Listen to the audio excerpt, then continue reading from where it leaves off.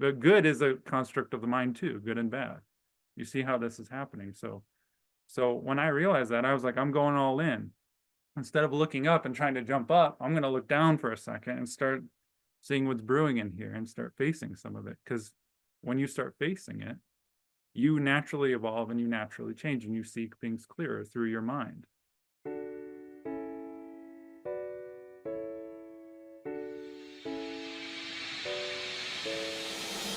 Welcome to Give a Heck. I am your host, Dwight Heck, and for much of my life, lived my life in quiet desperation, wondering how I was going to pay the bills, take vacations, save for retirement, and one day wondering if I would get off the hamster wheel of life and have purpose.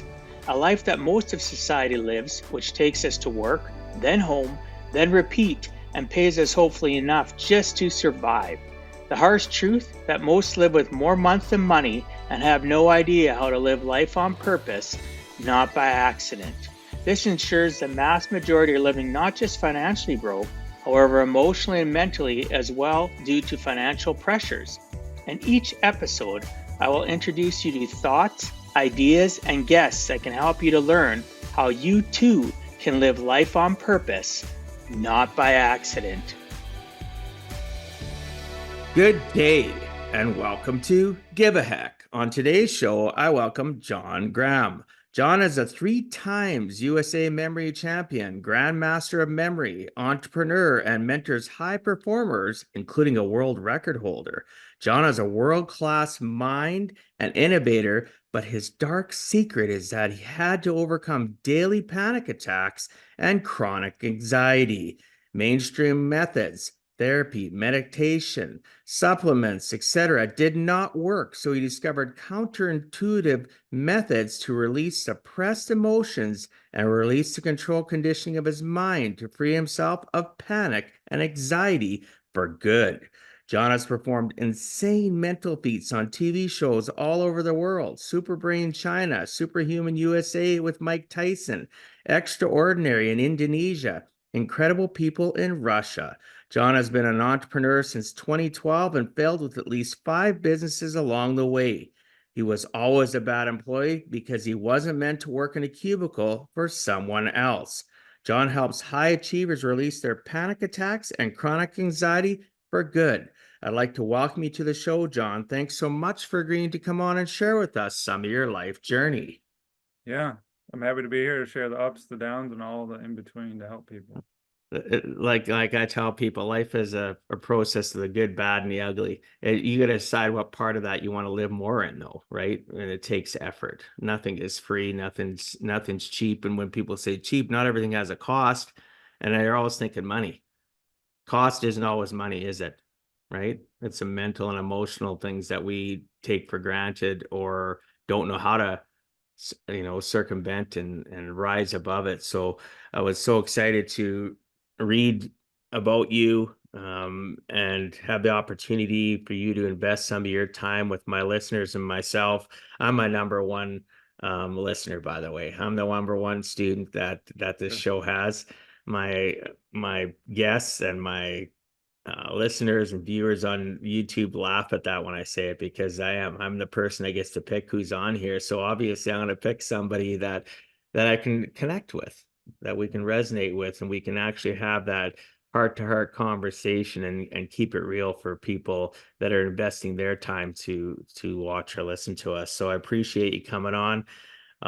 One of the things I focus on is a person's origin story, because I find that the more we know about you, it's easier to know, like, and trust, and then obviously digest your stories and your knowledge and your wisdom of what you've experienced in your life and are sharing with us. So do me a favor, share me your earliest recollections, at your earliest ages that you remember of things that might have affected or did affect you for sure, the path that you're on right now, currently in adulthood.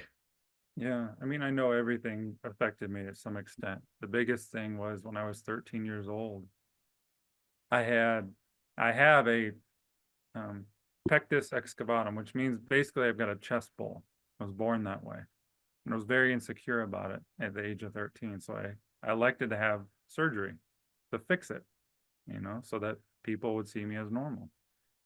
because I was just very insecure. And looking back, no one ever said anything bad about it. It was just in my head. It was a worry, because everyone wants to be normal and fit in. And the irony of it is I never felt like I fit in to society. I always felt like an oddball, like a misfit in some way. But back at that time, I had the surgery, and my life dramatically changed at that point because I started suffering from anxiety. I remember walking to class, recovering from that surgery, not able to carry more than 5 pounds of books to class, having to leave early because of all these medical exemptions. People would like look at me. And I remember walking every morning. I would walk to Mr. Bailey's woodshop class. And if I saw snow on the ground outside, I would freak out. I thought my mom was going to die in a car crash on the way to work. And so from that age, I remember starting to ruminate in worst case scenario fears. And it was anxiety very clearly, but at the time I didn't know that. I just thought, oh, it's just normal. But I would ruminate. Worst case, I would have a lot of insecurity and fear. And I think at that age was when it really came to the surface for me, and I went through a lot of life changes. But that was probably since I was 13 to 30s was when I suffered from anxiety, living in my head, and all that came to the surface.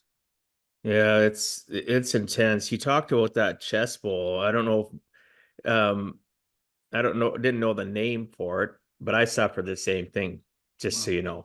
What a Wow. small world. Mine wasn't bad enough where they talked me out of doing anything, right? I'm in my late 50s, so you got to think about that. I'm a little bit older than you, so this would have been back in the 70s, right? I was born in the late 67, so in the late 70s they talked about this. I went to the doctor, and you can't tell with my shirt on, but it's caved in here, right? And I was very self-conscious about it. I hated going to the swimming pool. I hated because I did get teased about it, right? Not by everybody, Yeah. but I did get bugged about it, and I never did do anything about it. So it did create self-conscious things within me. And kids can be cruel, right? Let's be real. Bullying still happens today, even in 2024. It hasn't gotten better, it's gotten worse because now people can bully through social media, right? It's not the nicest thing that people have to put up with. But yeah, I didn't know you could even get surgery because they never even offered it up to me back then. They just said, no, there's nothing we can do for you. Maybe back then they couldn't, right? But yeah, thanks for sharing that. It's just strange that we both have the same sort of condition, Yeah. right? Yeah, I'm Okay. serious. I don't know how Okay. I'm not gonna lift my shirt up and say, hey, it's just but you know, this it's just something that it's life. And I've one of my um couple of my cousins have it too, so I don't know if it's genetic. I don't have a clue what causes it even, but so for those listeners, we'll move on from that. It's again, things happen for us, not to us. And I believe that John and I are now connected because of commonalities and things that we've gone through, or our families have gone through, or continuing to go through, right? We're all work in project until the day we take our last breath. Like you said, life changed after, and you have that anxiety, like to live in that fear of your mom getting in an accident. I used to live in fear like that, but I didn't live in fear of somebody getting in an accident. I used to live in fear of death. I used to have super huge anxiety about dying, or that somebody in my family would die. And it used to be so bad that when I was, 6, 7 years old, I'd sleep on the floor in my parents' bedroom, right? They'd set up a little sleeping bag or whatever because I would have nightmares, and the anxiety was real. It was horrible. So it may not be the same as yours in what triggered yours, but I understand that helplessness, and it maybe yourself, you can contest this, and we can talk about this a little bit. I've had to learn over the years from seeing people that, over my young adulthood, getting married, getting divorced, and having to come to terms with my anxiety and learning my anxiety triggers, learning how to breathe differently, learning how to time myself out, things like that. I'm sure you can relate in some way, shape, or form. I was going to ask this later, but since it's been brought up, what do you utilize then? What have you utilized yourself at that when you finally had that realization that there was a challenge, what did you originally start learning? Like, I know you read books and stuff to get into the memory stuff, but let's more focus on the anxiety and the panic attack stuff. What did you utilize and what did you learn, and who supported you? Just share all of that, please. Yeah.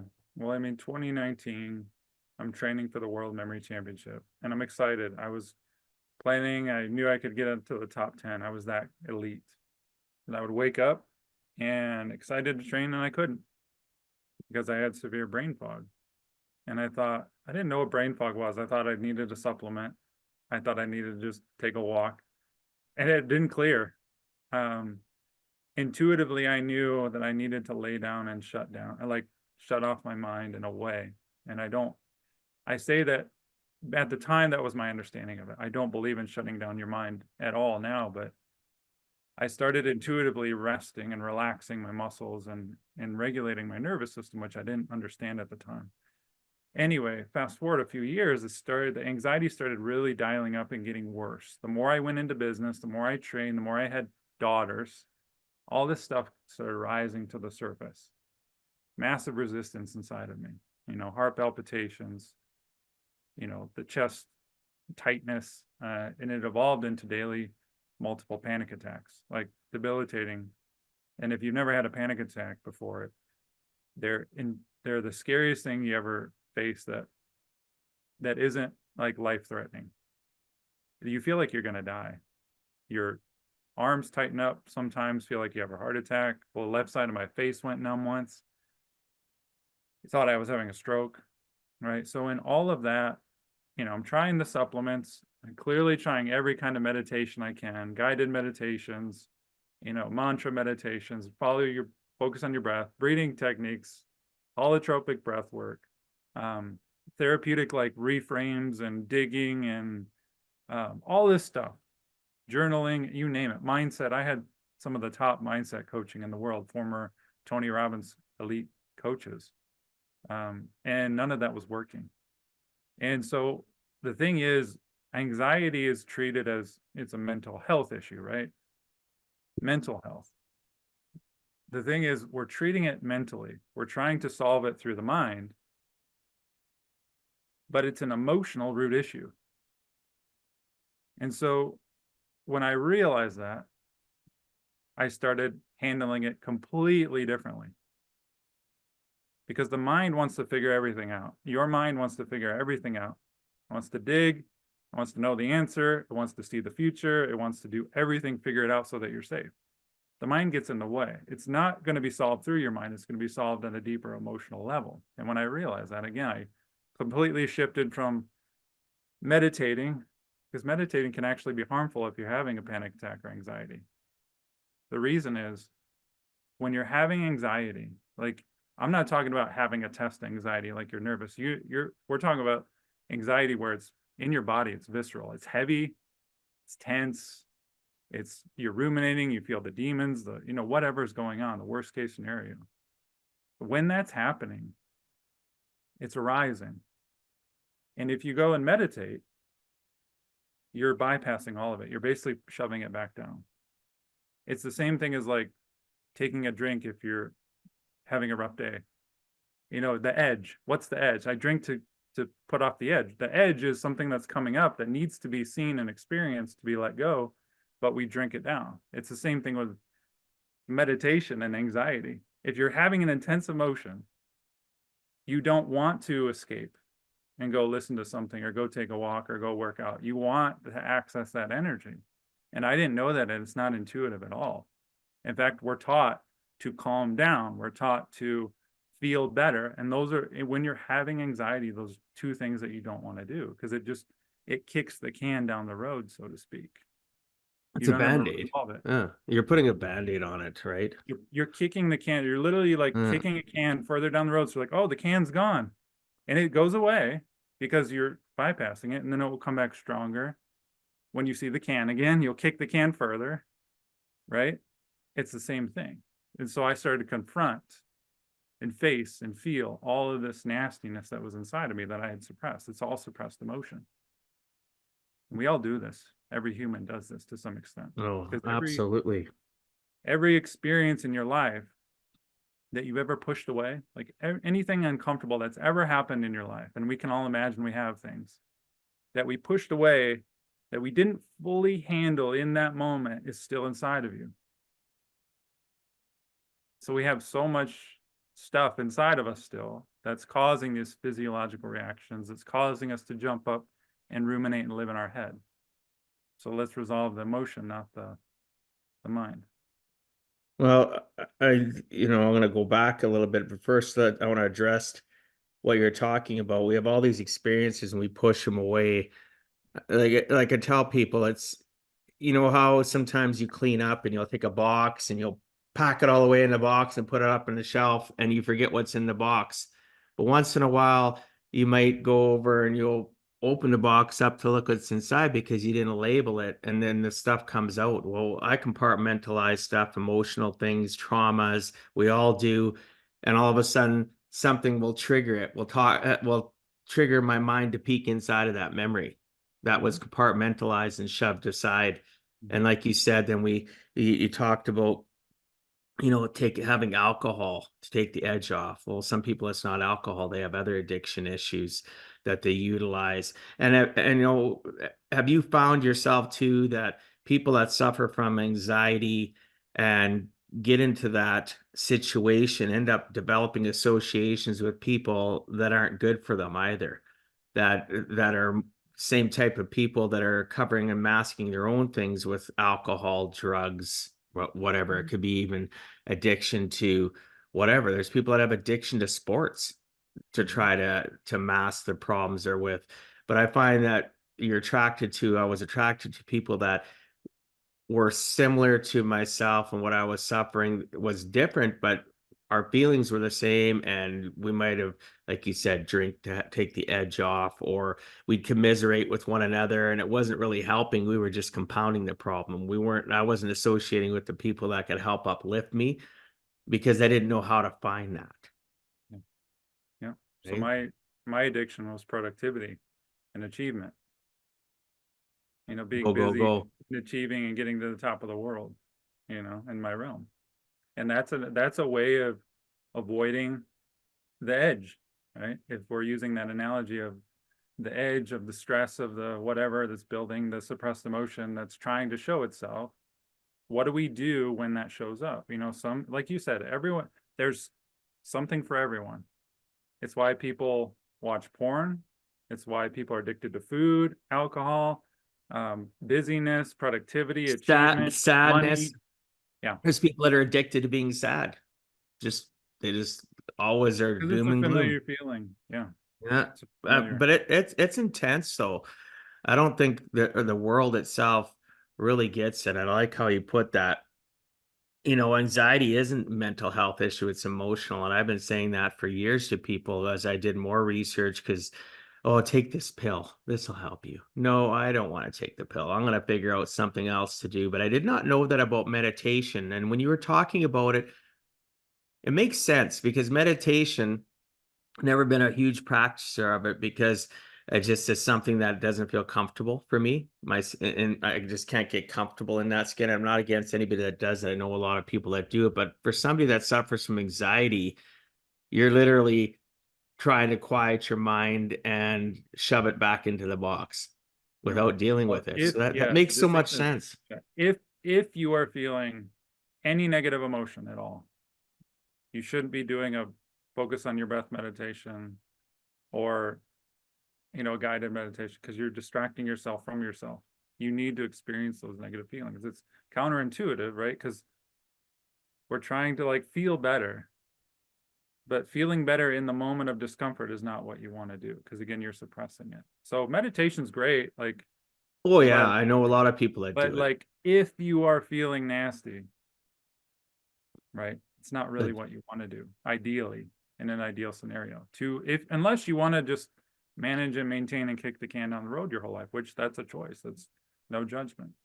But I wanted to go, what made me different is, same with medication, I wanted to go all the way. I didn't want to feel this way anymore ever. I wanted to go all the way to the root, release it, and just be a completely new person. So I just kept going.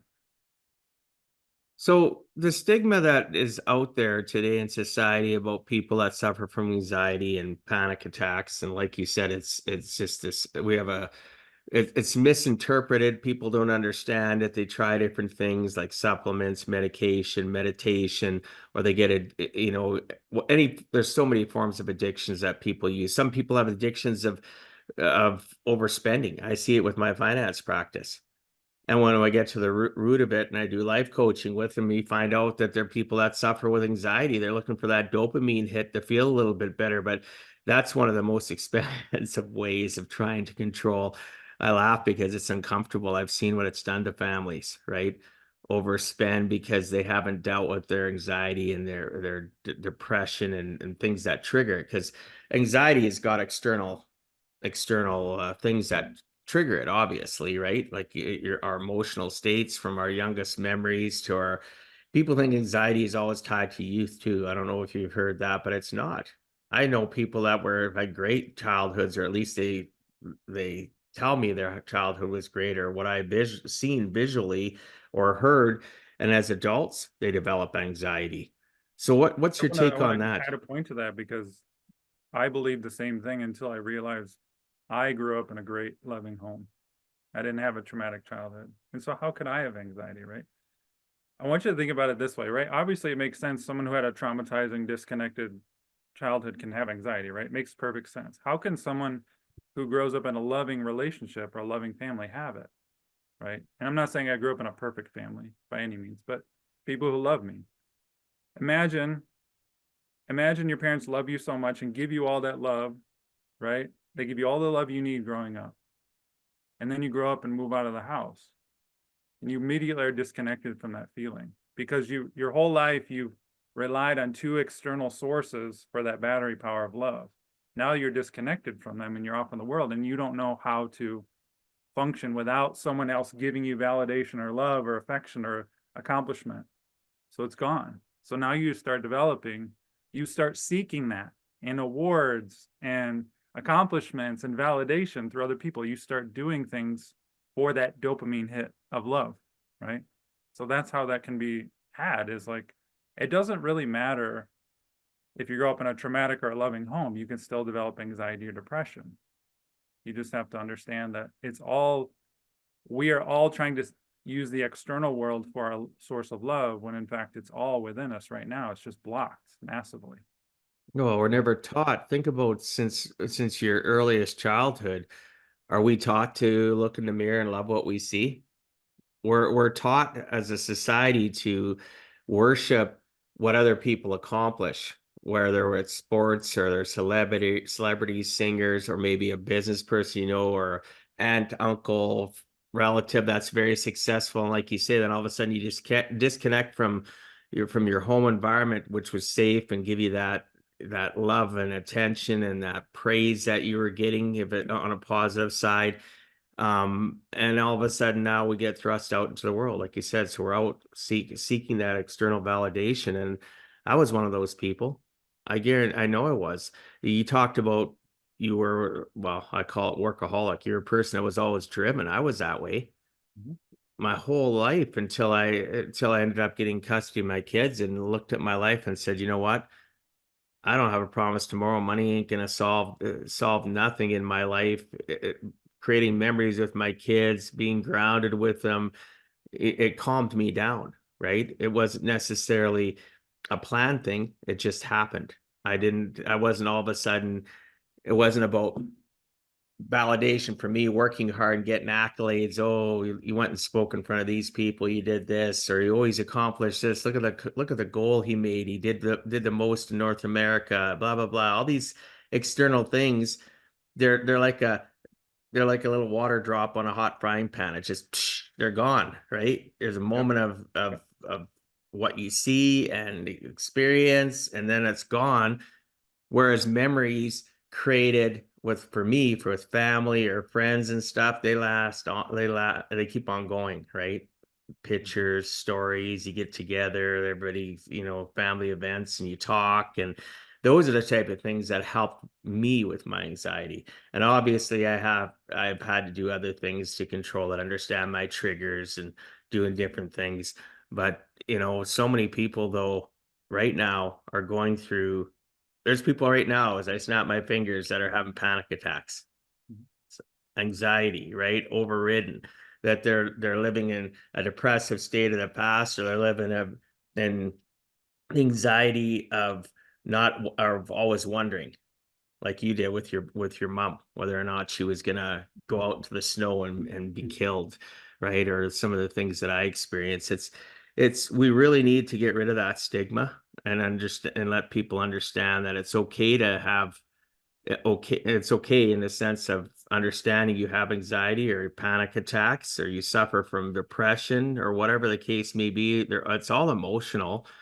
What's not okay is that you don't think you're worthy enough to get help. So those listening or watching, every one of you is worthy of getting help and support. You don't need to live on that hamster wheel of that emotional life you've been living and feeling trapped. I call it in my book, I talk about it. I lived a life of quiet desperation, John. Right? I'd go to bed at night in quiet desperation.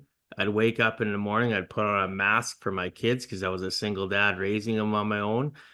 And I put a mask on so that those 5 kids didn't have to, and I'd lived a life of being phony.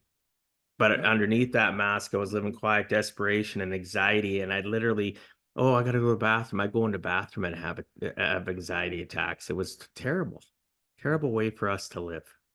Yeah, we're conditioned that way, and all of us are, you know, to keep that in, to be strong, to not face it. So yeah, there are many people experiencing this. It's awful, but it's also, I'm here as a testament, not just with me, but other people, that you can release this for good. Like, you don't have to manage it and live with it for the rest of your life.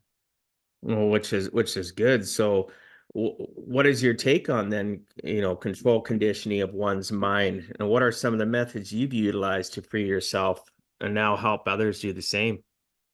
Yeah, when we're talking about the mind specifically, right? Everyone wants to like reframe their thoughts or try to be grateful. There's nothing wrong with these things. I want to say that first and foremost. But when you're trying to use your conditioned mind to change your conditioned mind, it doesn't work. It's severely limited, right? So your mind is trapped in conditioning. And I give this example all the time. It's not even an example. It's just the truth of the ego. Your mind is a construct. It's a program, right? The first 7 years of your life, your brain is in a theta brainwave, which is basically means you're a sponge. And it's how you develop context for the world. It's your framework, your belief systems, the way you view the world, the way your parents speak and act, your teachers, church, all that gets absorbed. And you, now here's your ego. Here's your construct of the world, right? That's your mind. It's basically, it's just a construct. So you're conditioned to see things this way unconsciously. You kind of run in a program unconsciously, right?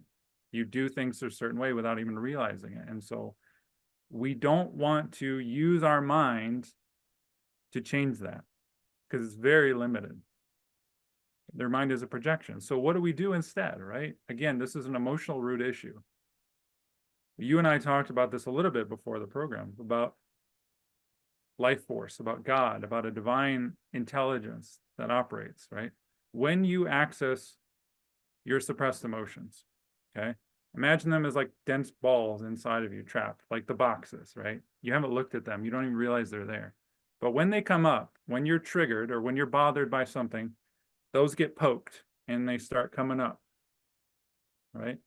That dense ball of emotion, that feeling, that sensation is intelligence. It's something you've suppressed and put away. It's a part of you. And if for the people who are into computers, it's a fragment, right? It's a fragment. You're trying to defrag your emotions. You're trying to bust open all those suppressed emotions, allow them in, that intelligence to wash over you so that you up level, so that you expand naturally.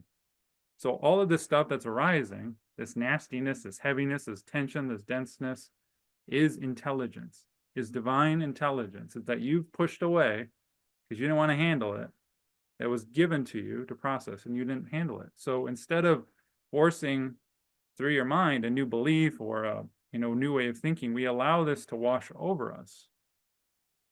And we naturally, when that releases and integrates inside of us, we naturally expand our capacity, our potential.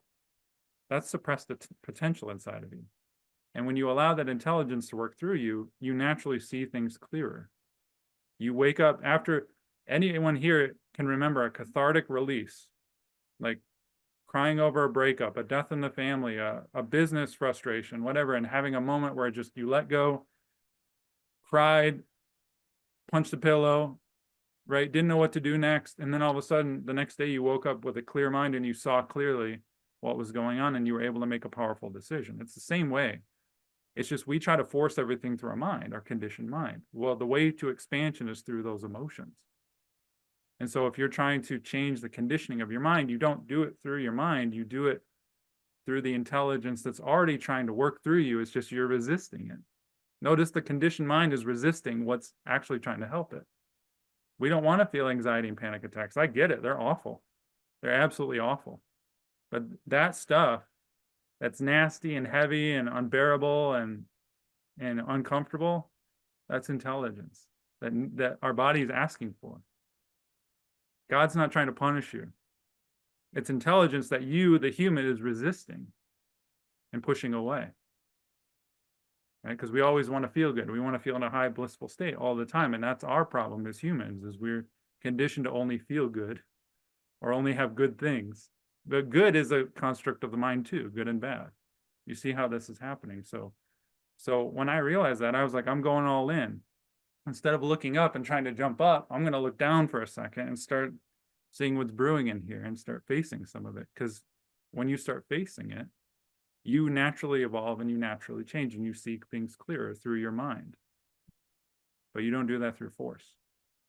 So there's a person, like when you say that you start facing that intelligence that you've buried and that you're afraid to, face or accept, because you hear of a lot of people that, and again, this isn't a knock on anybody that's a psychologist or a psychiatrist, but I look at what my kids went through when they were growing up. They're all adults now, and we attended different child psychologists and different things like that where they could communicate. And I'd sit in some of these sessions. I even went through one of them with my oldest grandson, who's 20 years old now, and listening to how they tell people to deal didn't always sit right with me, and it still doesn't today. Is that industry in need of understanding more and quit being so textbook driven? Like, what's your opinion about the mental health industry and how they approach things? Because I know with my kids, we went from one to a different ones that they want to push medications, right? To again, quiet that noise that maybe should be allowed to come out and, learn to deal with it. Talk therapy, cognitive therapy. Medication, we kind of already touched on that we know that's limited, right? But even the talk therapy is a limited in what it can do. It's a stage. It's sure you can do it and have a better understanding of where your patterns are and everything, but it's all of that is through your mind. Again, they're trying to hack your mind and your wiring and programming to change everything. But the problem is, if you're digging in the past, and I'm always asking, hey Dwight, what's your biggest worry? What are you worried about by going on the plane and traveling? What are you afraid is going to happen? What are you afraid about your mom in the car crash? All that's doing is strengthening those neural pathways that are causing those panic and anxiety. You're ruminating in the mind and strengthening all of that and trying to dig for a solution, right? All you need to do, and I'm giving you the secret here, is you need to feel the feelings. You don't need anything in the mind to heal from this. And so anything that tries to coerce through the mind is limited. And it's not the highest potential of what's possible. But it's not saying anyone who does therapy is wrong, because it's a stage and it's helpful in certain realms, but it will not get to the very core root of it the way that it can. And it's all based on the human conditioning. We're conditioned to live through our mind and process rationally and logically and scientifically and everything. That's part of the problem. Well, we don't want to be judged. We don't want to be judged either. So in talk therapy, you know, they say, oh, it can take multiple sessions for, you know, that comfort for that people to share. But even then, our conditioning of our mind, the way we've been raised, the way society has helped condition it through television, movies, music, conversation, the written word, the list goes on. We filter what we tell people because for me anyway, I feel that in my inner self, I am always, my brain and my inner soul are saying, you don't want to be judged. Share this much, see how they respond, watch their body language. Don't give them the full picture. So, you know, because we don't have the ability to feel vulnerable and share right away. So in something that could have been in a few sessions with talk therapy, now is all of a sudden months, years, right? They feel a little bit better than when they leave, but then they walk back into their environment that helped program their brain, right? Like I tell people all the time, our brain's a giant computer. It does not know the difference between a truth and a lie. It only knows what it's been input, what you input into it, what you allow to define as a truth. That construct. Yeah. Yeah, the program. Yeah, So we I have to get go it. deeper than that. So yeah, it's limited to ruminate or to access. And even some of the newer therapies, which are like EMDR and emotional based therapies, they're limited too because Oh my gosh, EMDR. We'll have to have a discussion about that. Keep on going. Sorry. He well, triggered me with that. let's say you have a cathartic release, like you release an emotion. Great. That's awesome. In a 30-minute session, hour session. The problem is now you go back into your life running the same programming, seeing the world Exactly. through the same way, and you're suppressing the same emotions you've always shoved in because you haven't changed any of the way you handle any emotion throughout the day. So what I teach people is, yeah, I help people have those cathartic releases of the past and the boulders without digging, but I also help people throughout your day 24/7, and it's not a perfection thing, but you get what I'm saying is how to release the steam as it's happening so you're not piling in more junk, right? So that's why these therapies are helpful, but ideally they're not reconditioning you to handle the day, the load of the day. Well, they're not giving you the proper tools. They're not giving you, as you say, you know, let the steam out. They're not giving you the things that are going to give you a pressure relief, right? Yeah, That before you're going to blow. So, pressure cooker.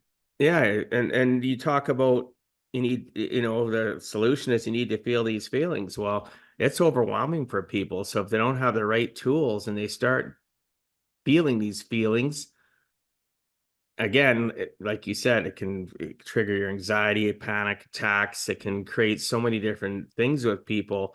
But that's why you need a mentor, somebody like yourself, somebody that's going to coach you along the process and go, that's okay that you're feeling that way, giving you that positive, that affirmation that they need, that positive, you know, words of affirmation, like the 5 love languages, right? So many people don't realize that they need to hear that positive.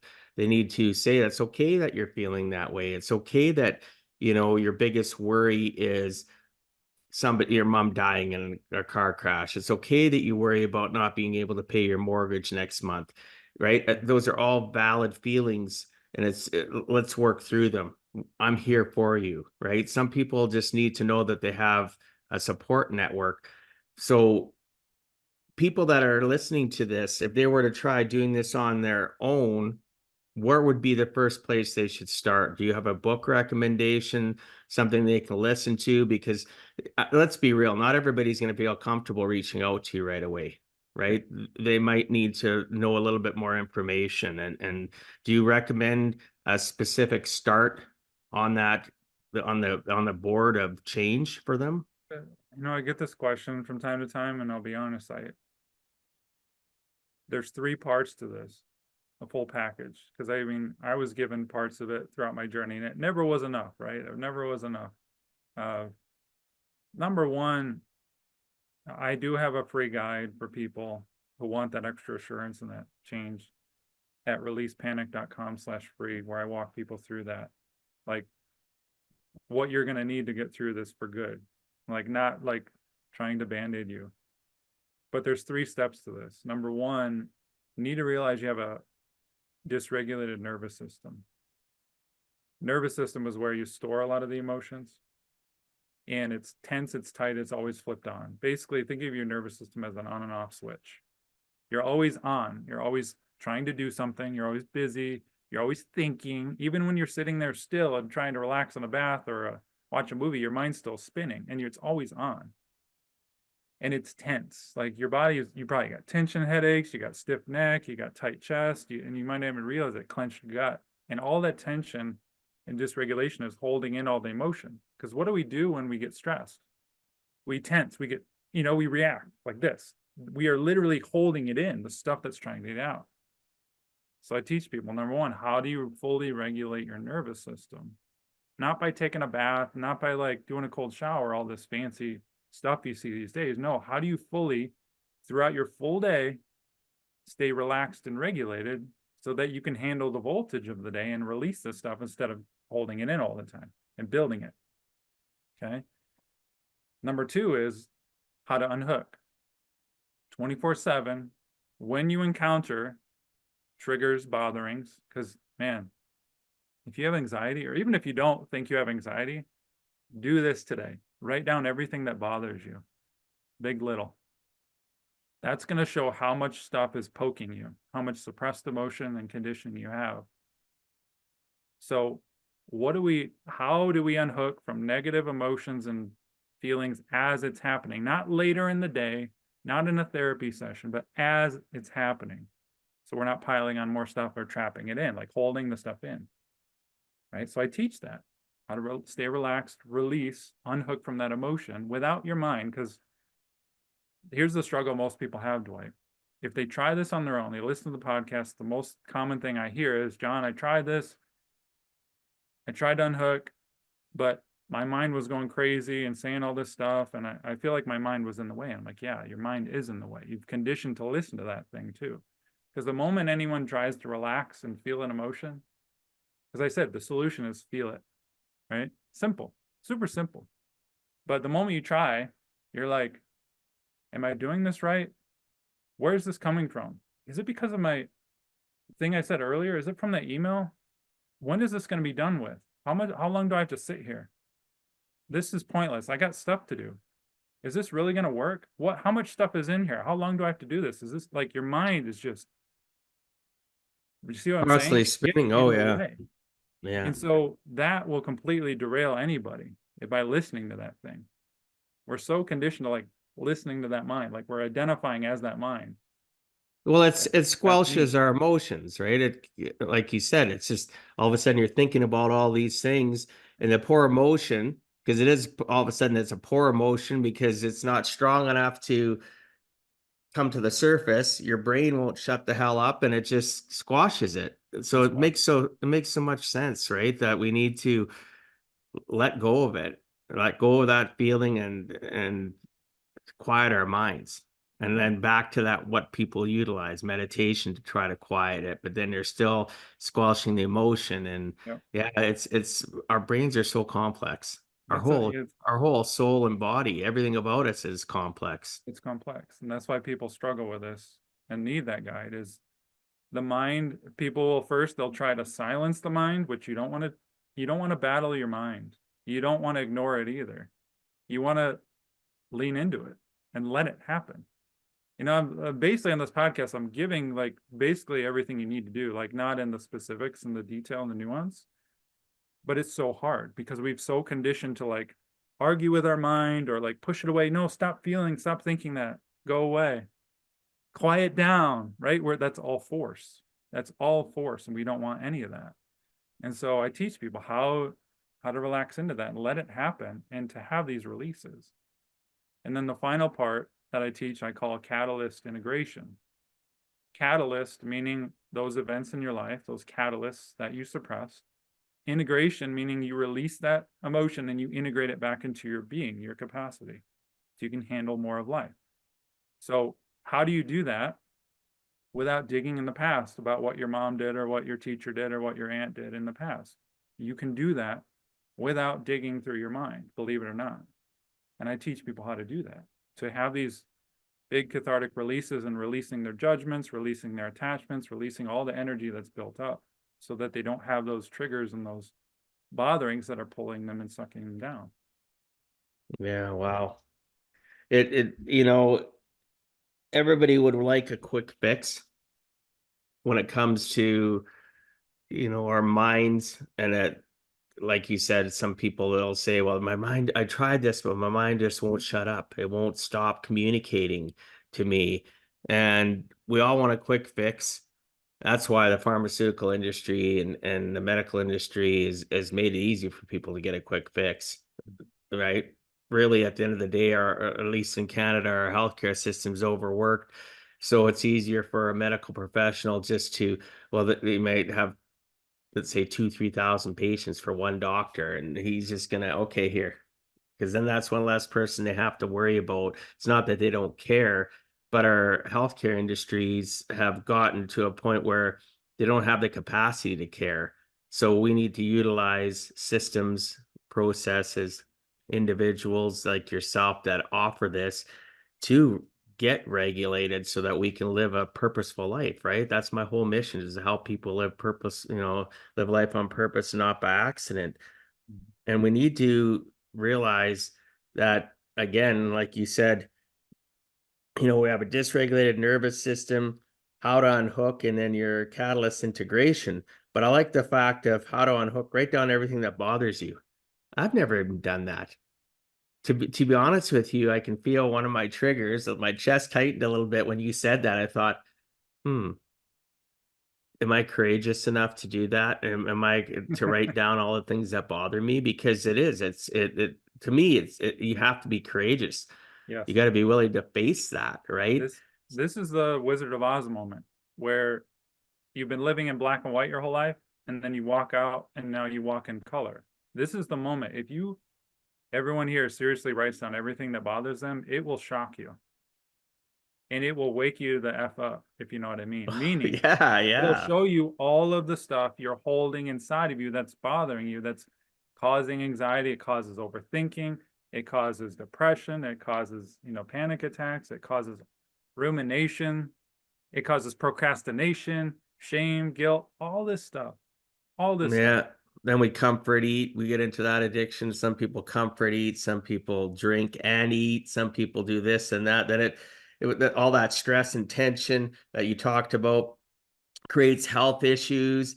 It creates us to be sick, and it causes everything.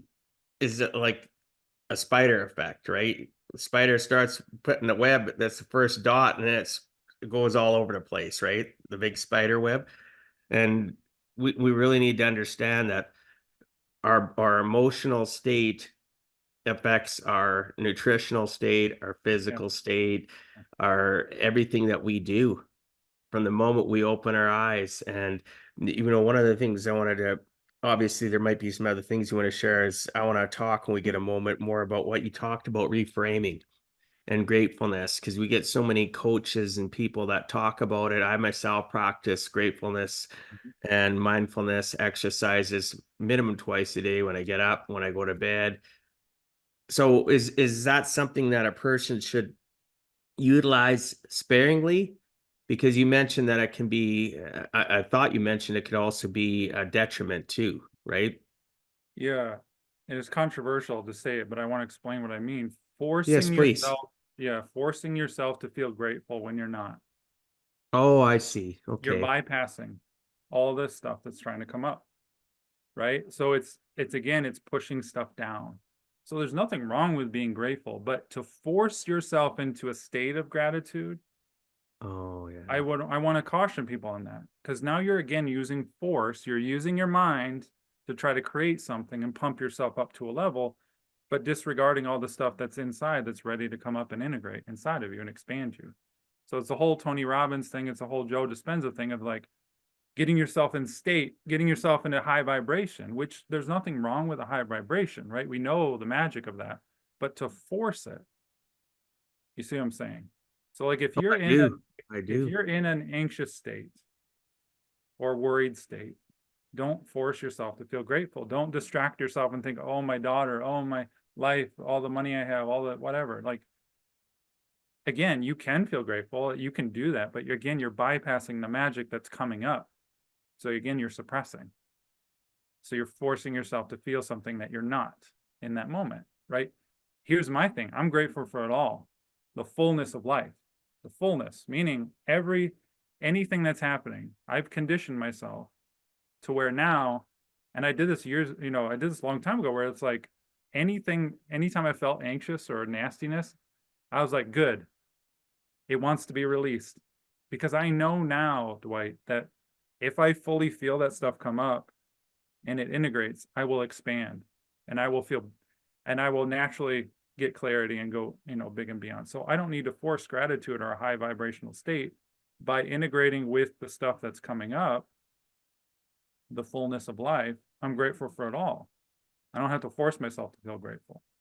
I love that acknowledgement of it all, right? Just feel grateful for it all, but acknowledge that feeling instead of all of a sudden we're so conditioned, our mental mindset is conditioned to something that happens, an external trigger that a lot of times we allow to come in. If we had better boundaries too, sometimes that wouldn't happen as often, at least in my opinion. If we could just acknowledge it instead of squelching it, trying to stomp it back down again, or letting our mind start to race and put what I call, our conscious guilt. We're conscious of it, and we feel guilty about everything. What did my daughter do? What did my dad say? What did my best friend say? What did this person at work? Why did they say this to me? Was it personal to me, or was just them venting? And then we just overanalyze it, and then it's just we live a life of just worrying too much about what other people think, which certainly doesn't help with anxiety and panic attacks and depression. And oh my gosh, we put Yeah, ourselves guilt, through just so real quick, much. guilt is your ego. Guilt is what your ego uses to keep you in it, keep you in your mind. So if you're ever having a thought of guilt, a feeling of guilt, it's your mind trying to get you to do something or keep you in the same pattern. Not a good or bad thing, but just what it is.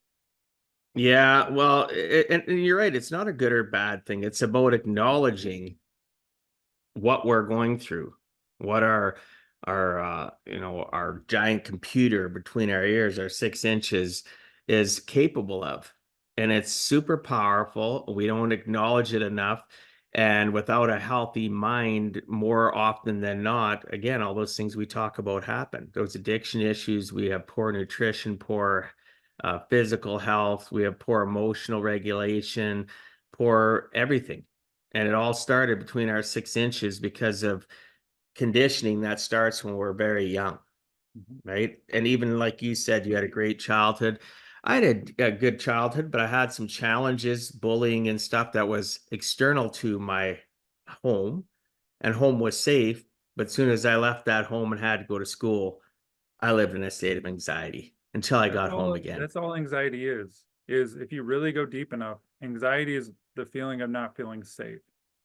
Yeah. And it's a feeling. It's not a mind, it's not a thought, it's a feeling. Like we know the feeling of anxiety, of feeling unsafe. We tense up and we hide ourselves. We don't tell people everything. We put up defenses. We literally put up boundaries and walls because we are feeling unsafe. That feeling of unsafe is coming from an emotion, right? And so if we can feel safer and safer feeling these nasty emotions, we expand. And we don't have that issue of safety as much, right? Because it's all an internal safety issue. That's all it is. Oh yeah, it definitely is. So am I wrong in stating that it seems today that there's more people suffering from chronic anxiety and panic attacks than there was even a decade ago? Yeah. Because of, because of the pandemic. Oh my gosh, the mental health industry has been struggling. There's waiting lists for people trying to go see professionals to help them have that talk therapy, quieting of the mind. And I think a lot of those problems were there prior, but now all of a sudden people were forced to be inside around people that they didn't really have to learn how to communicate with or live with, because husband, wife, or significant others, they were off at their job, they were off in their job, they come home at night. If they had some kids, they spend a couple hours with them, and then they go to bed and they get up and you get back on the hamster wheel and they keep on going. And all of a sudden the pandemic hits, and now they're forced to realize with what they themselves. had been compartmentalizing and squelching and shutting down on.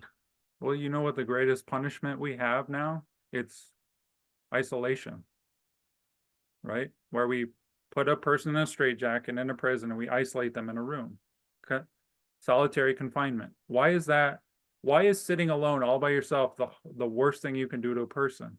It's because now you're that person is forced to confront all of the demons and inner stuff that's haunting them. Just like what happened with the pandemic, we are forced to sit at home, block everything out, be alone, and now we're faced with all the stuff that's starting to rise up within us. Right? So we're faced with all this stuff. We all have stuff inside of us that's trying to come out.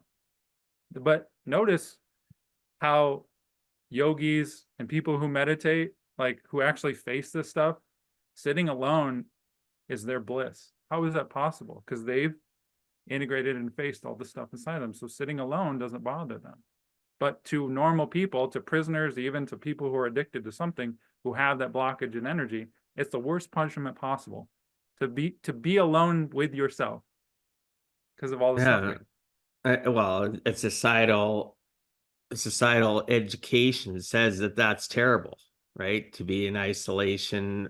But I've actually had here recently a true yogi, whatever you want to call them, on the show, and they're teaching me the history of it. I did some research prior so I could have the conversation and ask questions. And people don't realize yoga it goes back 4,500 to 5,000 years. It isn't the type that has been around for 50, 60 years in North America, where people go into these and they stretch and all that stuff's great. But the spiritual side of it, interconnection part of it, isn't practiced really. They say little phrases, but do those men and women actually believe it? And then you got to have hot yoga. It's even better. And, you got to, it's going to, you're going to sweat it out. And just like people that use saunas, and I'm not saying that people want to use saunas great, or people that, they do whatever. It's always trying to control instead of accept and deal with, right? Sure. So, yeah. And you're So not going to solve your anxiety with stretch yoga. Stretch yoga is great, but yeah, it's a it's part good of. for the body, but it's not necessarily the way that it's presented today in North America. Around the world is not the way that it is done traditionally. No. Right. You're not And going to solve your anxiety with your mind or your physical body. It's an emotional root issue. yeah, so what a great conversation. I so appreciate this. Um, so let's go on to the next thing here. We've been talking for a while here about other stuff. John, you do not have a naturally gifted mind. That's your statement, not mine. You started your journey to improve over a book called Moonwalking with Einstein by Joshua Foer, I believe it's pronounced. I looked it up last night, actually. You can actually get it on Audible. I was kind of excited. I'm going to be putting it on my list of Audible books that talks about memory championships and mental feats, which you read in 2014. Book came out in 2012, by the way, for those listening. This started you on the journey of learning mental techniques and competing all over the world. You won your first USA Memory Championship in 2018 and most recently in 2022 and 2023. Tell us more about this journey. And did you get mentored yourself along this journey? Was it all self-taught and just the school of hard knocks? Yeah, good question. Yeah, I started this book when I was 27 years old, and I didn't have a photographic memory. In fact, that's a myth, photographic memory, the way it's portrayed. But it's just a book that taught me mental techniques of visualization, using spaces, associations, and imagination to memorize massive amounts of information. Like I can now, I memorized a deck of cards, 52 cards in order, after looking at them for 21 and a half seconds. So it shows you how someone can train themselves to memorize crazy things if you know what your mind wants in order to remember it. So it's just utilizing technique, just like you would learn to play a piano through technique. So I'm utilizing my mind to do it. And yeah, I started in 2014. I practiced on my own using the systems and the methods. And then I went to the World Championships that year. Thought, oh, I'm going to be a grandmaster. I'm going to win this award. And this is a 3-day event. 10 disciplines, big room, hundreds of people over. And I started like, probably had a lot of anxiety at the time. My heart's racing on my chest. My mind's going crazy. Get up, give up. You're sucking. You're not doing well. Like, it was awful. And I bombed. But I met some of the best in the world. And they didn't fully take me under their wing, but they were willing to share what they did. And that was one of the ways that I became one of the best in the world, Dwight, is there's 10 disciplines. There's cards, there's names, there's words, there's numbers, right? There's images, different events that you memorize. I reached out, I found out who is the best in each discipline in the world and reached out to them, befriended them along my journey, asked them questions, befriended them, was nice to them, and learned what they did differently in those events, if anything, to become the best. And I started adopting and training with their things, blending it with my strengths so that I was like balanced in all the events. So I was self-taught for the most part, but I did glean a lot of knowledge from people who are better than me in order to ascend. And I think that's key in any realm that you want to get to the top in. Oh yeah, exactly. But you mentioned as well that you bombed, there was some anxiety and stuff.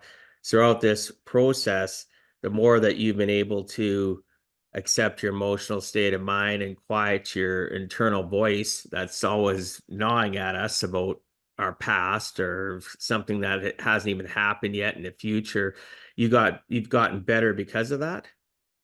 Even Yeah, I since don't you're necessarily been able quiet to. the mind, but I allow it to happen. I let it Yes, okay. rampant. Yeah, which is very counterintuitive. So just to give you a better example of this year, I was on the Superbrain show in China. 400 million people watched that show, which is 3 times the amount of the Super Bowl, in America. It's Yeah. insane. 400 million people, almost 500 million people watch it. So I'm on that show, and not only am I on that show, I have to memorize 100 different items, props, like pictures and Rubik's Cubes, whatever. Each item's placed in a different locker. So I have 100 lockers in front of me from 1 to 100, all numbered. What number locker did it go in? And the judge enters a 4-digit code for all the lockers to lock them all. So I have to memorize the 4-digit codes for all 100 lockers Wow. in front of 400 million people. So you're listening to this, that is not easy in any realm. That's in most people, when I tell them that story, induces anxiety of just like the pressure of that, right? Not only to do that feat, but to do it in front of that many people. So when I'm on that show, after years of training and doing this, obviously I have an autopilot of like memory training, but I'm human, right? So I have voltage of emotion, adrenaline circulating through me, nerves, whatever, thoughts. I've got all the thoughts that anyone else might have. But I don't, and I've trained myself, I don't push it away. Because if you're pushing that away in that moment, you're actually adding friction. You're actually adding resistance, and it makes it stronger. So I let all that happen because I train that way. I train, and we could talk about it with a chaos method. I let the thoughts happen. I let the surge of adrenaline happen. And I'm fully aware of all of it as I'm memorizing. I'm not trying to push it away or be ignorant or distract myself. In fact, I don't block internal distractions. I do the exact opposite of what most people are telling you. I allow distractions to happen because if you do that, you're a human being. You're meant to process this stuff. No one is meant to go in front of 400 million people and not feel a single emotion. You're a robot, right? As humans, we're meant to experience that and that beauty of that. So I allow it to happen. And that's how I thrive, is because I don't resist it. I don't push it away. I don't block it out. I don't quiet my mind. None of that stuff. Because I've allowed so much voltage to move through me in the past too. A lot of stuff doesn't bother me, right? A lot of stuff isn't poking me. Like, if you put a panic, if I was in front of that crowd when I was having panic attacks, I wouldn't have been able to handle it, right? But because I've done this work, where I've removed and released a lot of that stuff inside of me, I don't get poked nearly as much as I used to, and I can handle that voltage. Which is, yeah, it's amazing that you've gone from where, listeners, people watching, just understand what John's been sharing with us, from being that person that couldn't quiet, or probably couldn't internalize, couldn't accept his emotional state, and his brain would take over, to being able to just let it flow. Because really, instead of putting a wall or a filter to try to stop it, let it flow through you and move on. It's right. It sounds simplistic. It's a lot of work, right? It's not It easy. sounds simple. It is simple, but it's not easy because we're Uh, conditioned. Anyone here listening, the next time you get bothered by something, notice how you're trying to figure it out or push it away or trying to feel better. That means you can't handle it. And that's okay. Like I was there too. We're conditioned that way. So we have to yeah. relearn how to allow that stuff to happen. Yeah, and it's, again, we're never too old to learn though either, right? That old saying, old dog can't learn new tricks. That's not true. We can all learn, we can all grow, we can continue to level up and stop living a camped life where we feel trapped. You don't have to feel that way. So you mentioned about, I put this down here actually, about the chaos method. How did you utilize it for winning that championship, and how has it helped you in other aspects of your life? Yeah. So the first championship, like I said, I almost left because of the pressure. And I really realized in that moment that, of course, I know the techniques I need to practice with that, but what do I do about this pressure? Because that's the hardest thing. It's like going into a test and having that pressure, that anxiety, but on steroids. That was what I needed to focus on. So I started listening to what other people were doing. Some people were training in Starbucks with people all around. I was like, eh. So I developed this. One person was training with underwater, like memorizing cards underwater. I thought that was cool. Ron White, who was a two-time champion. So I kind of adopted this idea that I need to make my training harder than the competition. So I started doing push-ups, like, and then jumping up and like starting to memorize while my heart's racing. That helped a little bit, but I really took it to the next level and started like doing everything I possibly could. So I would chug a bunch of water and have to pee like really bad, and I would put a podcast in my ear, one that I really liked and wanted to listen to, a new one, so that it's really loud. I'm interested in hearing them. I would do push-ups, and then I would start training and practicing. So I'm out of breath. I'm listening to something I want to. My voice is saying, give up. I got to pee, like all this chaos. But I started training that way. And it helped me when I was on stage. So yeah, I'm still on stage. I'm still feeling the nerves like anyone else would, but it wasn't as bad as the training.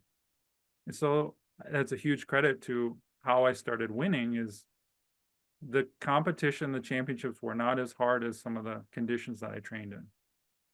Wow, that's that's interesting. With the human condition, as we've been talking about, to push yourself to that level, and still be able to perform, so that when you are under pressure, even if you didn't go up on stage having to go bathroom, you didn't go up on stage, necessarily out of breath, haven't worked out, but you took yourself to a level that anything below that was something you could just accept and push through and keep on moving forward. That's amazing, Yeah. The right? biggest thing Good. is it trained me to just let it happen.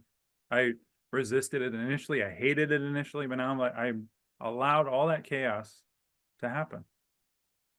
Yeah, that's great. So one last thing that I wanted to touch on here before we get to the end of the show, since 2012, I believe it was 2012, you've had 5 other businesses that have failed. What was the journey like from one failed business to the next? Yeah. The biggest thing I learned was that it was me that failed. You had to get out of your own way. It was my conditioning, my habits of procrastinating. Not only did I suffer from anxiety and panic, I would shut down and overwhelm a lot of times because I would try to do always, and I would just shut down. My mind would feel so hot and heavy. I just couldn't do anything. I couldn't look at a to-do list without feeling overwhelmed. I would procrastinate. All these patterns, again, emotional root issues that were causing all these things. But I thought the problem was the right business plan, right? It's like, oh man, I didn't really like that business. I want to do this one. I think this will work better. I think, no, the problem was me. But I still learned, and I gained skills along the way of marketing and putting yourself out there and all this stuff. But the problem that I see for most business owners isn't the business plan or the strategies themselves. And that's my whole thing now of like, suppressed emotions are the biggest thing that's not talked about these days. Not only is that causing anxiety and habits and these bad things that happen, but that is your greatest potential. That's your up level. Is if you can up level yourself, your business will grow, your relationships will grow. In fact, your business and your relationships are confronting you all the time. They're poking you all the time, but we don't listen to it. So we avoid those. But if we listen to our business, we listen to what's happening in our closest relationships, as far as what's poking us, and we face that energy, we expand. But most people aren't doing that. They're trying to like find a solution for a business online with their mind, when it's like, no, it's inside of you. Your expansion is inside of you. That makes so much sense. We look at all the people that are looking for the secret to expand their, not even just business, it could be a career or whatever the case may be. They're looking for external courses or mentorship and marketing experts or branding experts or whatever the case may be. Not that all of that doesn't have some value, but what it all centers down is it's about us, Yeah. right? Like that saying says, though, we are our own worst enemy, right? If we can get over past ourselves. If you're waiting for the perfect strategy and the perfect plan and the perfect marketing and the perfect post, you're just sitting there waiting. It's not your mind that's the issue. It's you're afraid to put yourself out there because of the feeling you will get of not feeling safe, right? All back to emotion.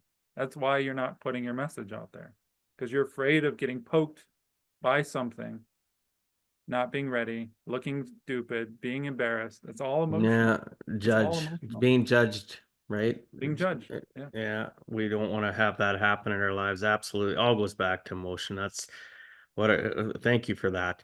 So, John, if you had to give our listeners one last closing message, what would you tell them in regards to giving a heck and never giving up? Man, give a heck, never give up. I mean, life is giving you everything you need in any given moment. Now you can kind of see what that is. So everyone listening is going through something right now in their lives.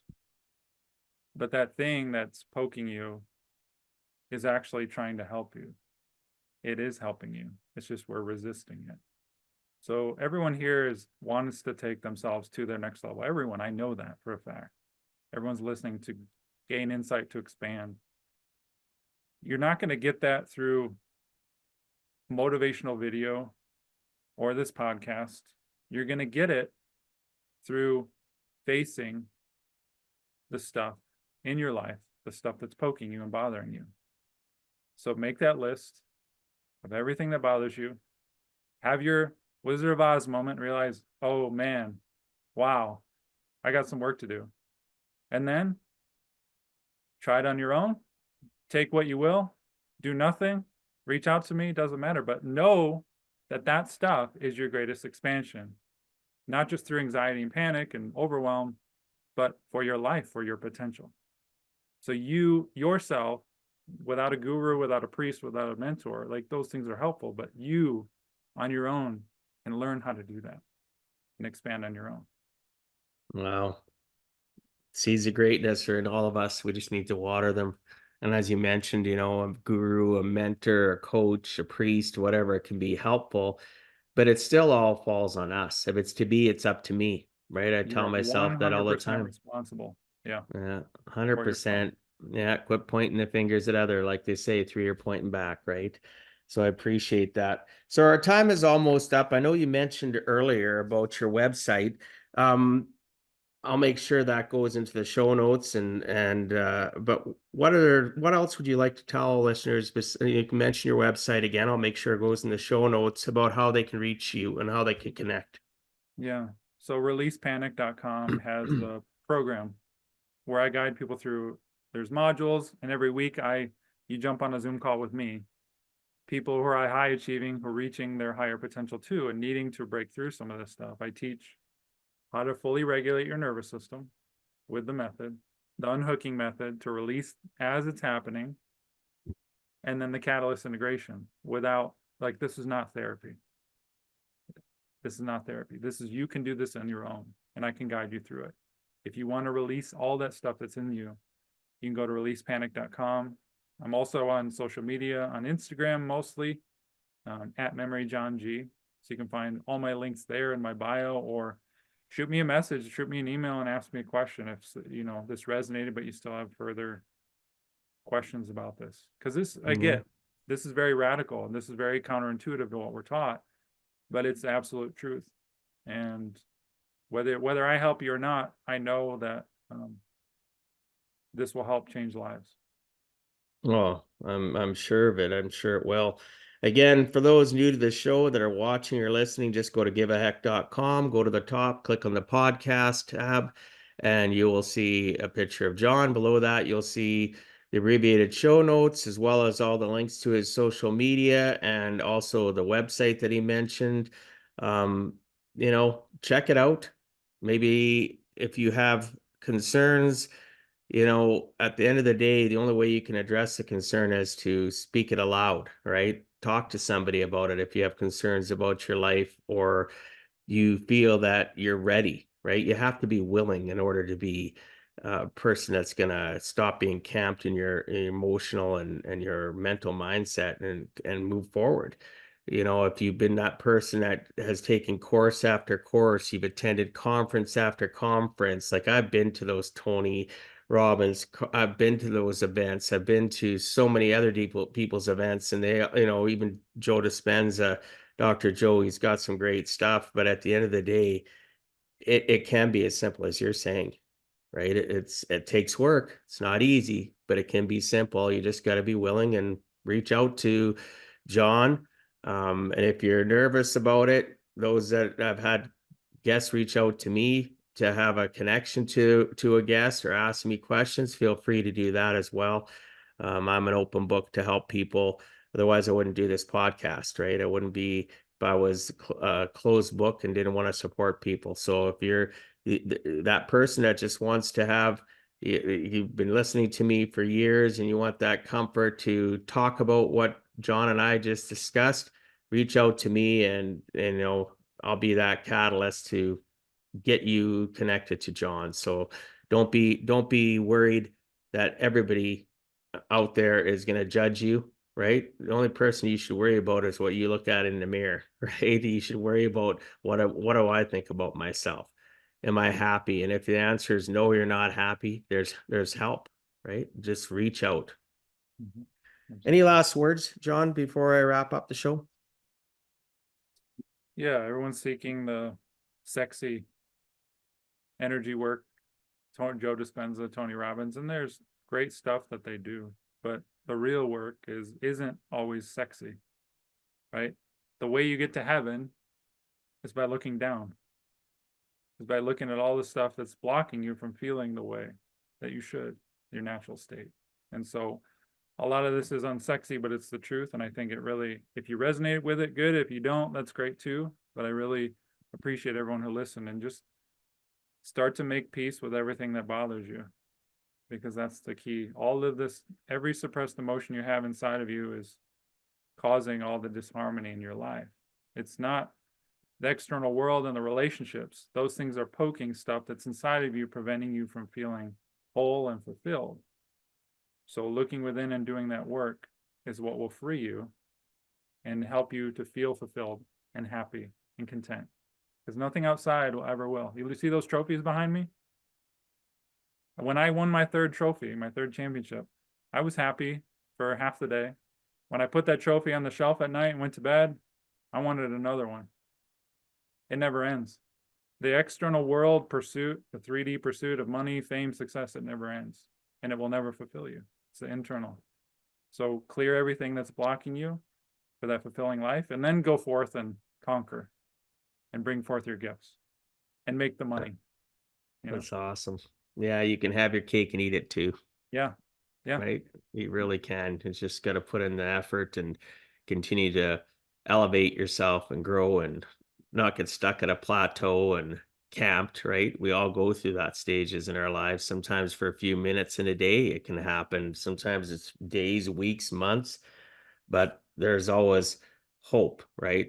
If anything, hopefully this podcast has given people hope, right? That you don't have to be, you're not alone, right? There's No, we guidance all and do that. help. Yep. Yeah. So thanks so much for being on Give a Heck, John. I appreciate your time and sharing some of your experiences so that others too can learn it is never too late to give a heck.